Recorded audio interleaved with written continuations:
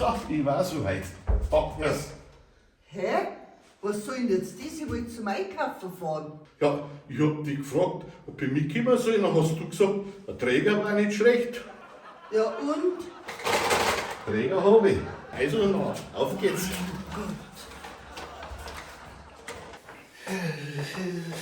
Ja, sag einmal, wo bleibst denn du, ha? Ich warte schon eine geschlagene Stunde auf die mit der Brotzeit. Ja, zuerst war ich bei Martin auf Heidi oder zwei.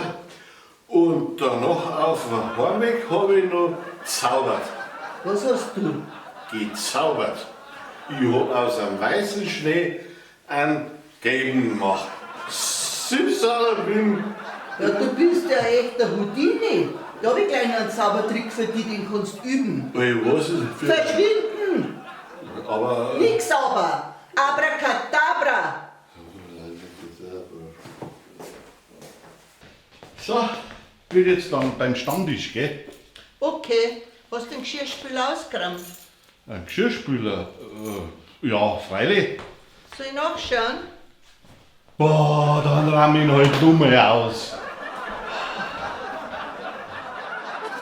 Bayern Comedy wird unterstützt durch die private Landbrauerei Schönrau.